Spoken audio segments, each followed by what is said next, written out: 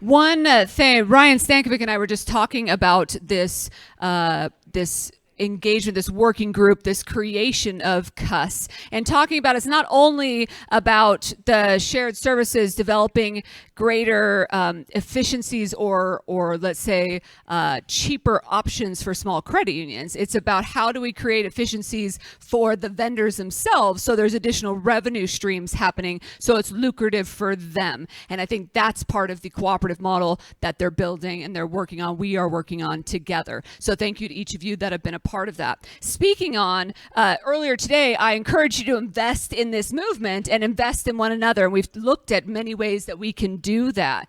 And we have an opportunity now that we can create real relevancy for our small cranes for all of us. And so there's a QR code, I believe, that is going to be popping up on a screen. No QR code. QR code coming soon, where you can all download the white paper of everything that's happening with CUS, and you can stay abreast of what's going to. Just tweet me later. Do we even call it tweet? X me later and Instagram me later. Okay. It's getting out of control of myself. See, I can't even keep myself in control. The biggest thing, too, I also want to thank that when we talked about up here on CUS, we started with Amazon Web Services. We started with Mambu. We started with our partners. And then we also talked about credit unions and how we utilize this model. And I think it's important for us to think about this is ideas into action.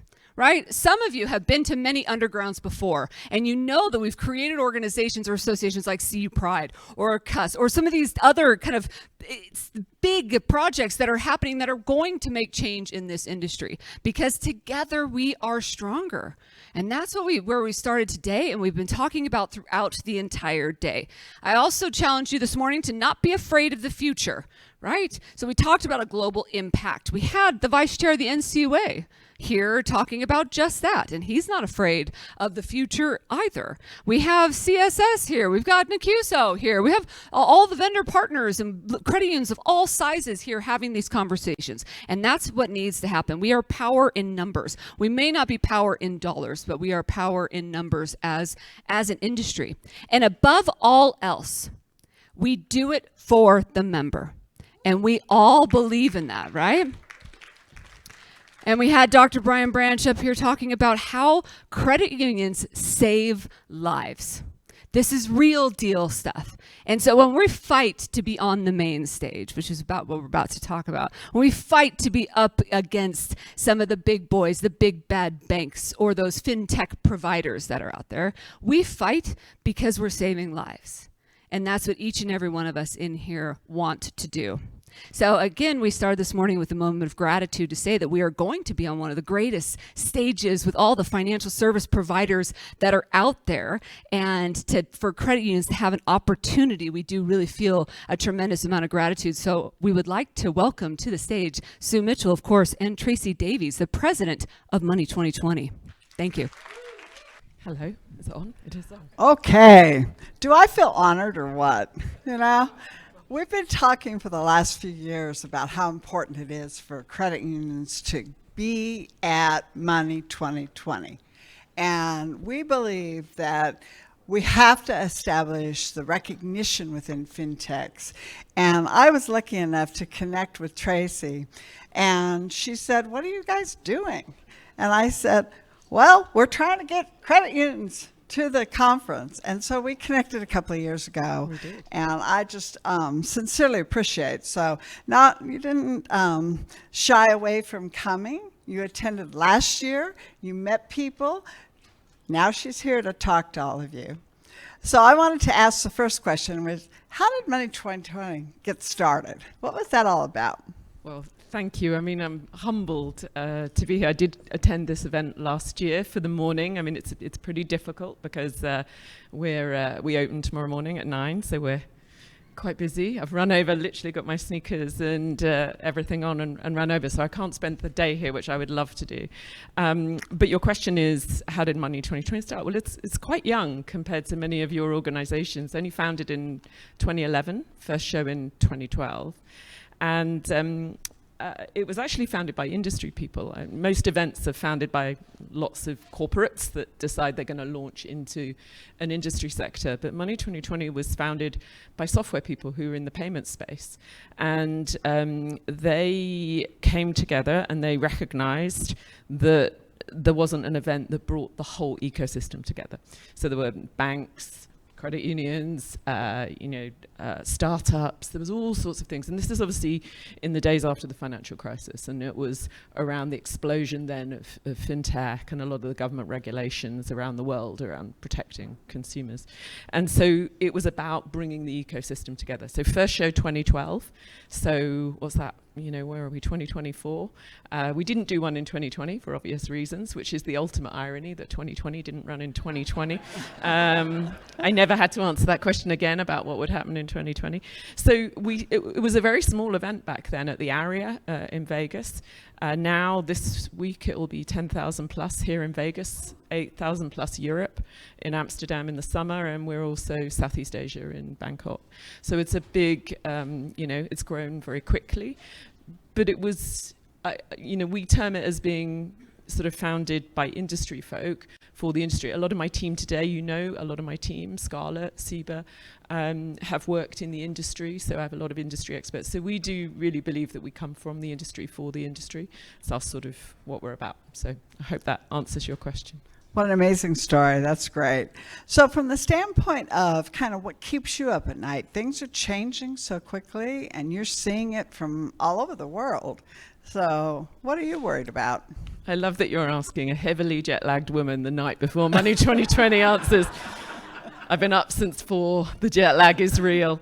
I think it's interesting listening. We're in a world of polycrisis.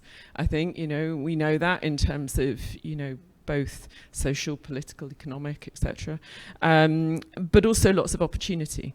So I try always to be looking for the positive. So for me, I'm always trying to stay on the thinking about how we can add things to Money 2020 that helps our customers.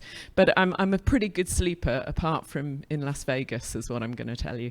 But I think polycrisis and poly opportunity. But we got to here you're talking about the opportunities and the last speaker in terms of the mission and members and the saving lives. It is about finding those opportunities to You're grow. also a good listener, and I just want to mention to everybody that we started the relationship, and one of the discussions we had was the fact that maybe fintechs don't understand credit unions.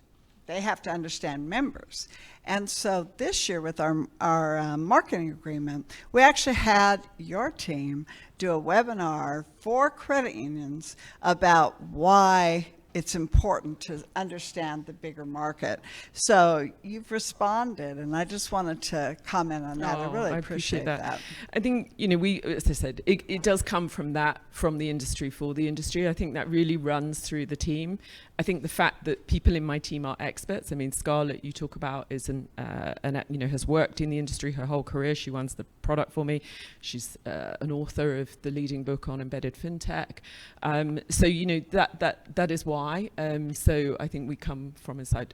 I came last year. I wanted to understand more, and then we found a way to work together to be inclusive. I know that Money 2020 is a big investment for people coming. I appreciate that, which is why we also have worked with you to give special rates. We're very serious about having the whole ecosystem, and our view is, if we don't have credit unions there, we don't have the whole system. So we have to, and hence the partnership, which I'm very appreciative of. Oh, thank you very much. So any special announcements you want to share? Aha. Well, you heard it here first. Just fine. There are going to be announcements. You hear it from me here. I can't tell you what they are. What I can tell you is certainly I'll be making, I normally make a fairly big announcement about something Money 2020 is doing. I am going to make an announcement tomorrow night, quite a big one, about a product on the stage on Sunday Night Live. But we're about announcements, whether they be product partnerships, whether they be, it doesn't just have to be the big ones. We said we're for the ecosystem. So there will be hundreds of announcements during Money 2020. There will be, we do a sort of live press conference on Monday morning for the media where there'll be some really big ones. But, we have lots of speakers, and I heard the conversation about open banking. Obviously, open banking was announced. Rohit Chopra announced that at Money 2020. We are non-partisan, to be clear. We are just the platform where we host the debates. But we were very pleased to have that announcement announced to the industry at Money 2020. That really meant a lot to us. And Rohit is back Sunday night to talk to the industry again about what is happening. Obviously, they made announcements here in the US last week, and that's a topic we understand well because it was announced in Europe, as you know, in 2015. So we've had multiple years of covering that topic in our European event. So I know I said a lot and nothing, but there will be lots of announcements, I promise, not just from me about Money 2020, but industry announcements. And I think that's important because people make those announcements, the teams are there. We do talk about being the place where money does business, and those announcements are key, and then the teams are ready there to do it. So they are really significant, not just for the fact that they're making them. And there are 350 of the world's media there this week. That's an often sort of overlooked thing, learning and covering the industry from all sectors, from broadcast media, broadcasting live, to specialists, trade press writing about very particular things. So we welcome a broad church, and we're delighted to have you there as well on stage on Tuesday. And thank you very much. You're welcoming us to the stage. We're going to be there Tuesday with some other credit union folks and talk about the impact of credit unions. So thank you very much. Getting to 1 billion members, I believe, is your topic. Yes, it is. And we stand, I believe, before cocktails. Is that true? I cannot believe you put me on before the cocktails, but thank you. I appreciate it and look forward to seeing many of you there, and thank you for the partnership. Yes, so we want to all budget next year. We want to think about the fact that we have our partners, we have our CUSOs, we have our fintechs, we have partners that are reaching out that want to support credit unions, and I am so grateful that you've joined us. So thank you very much. Well, thank you to everyone.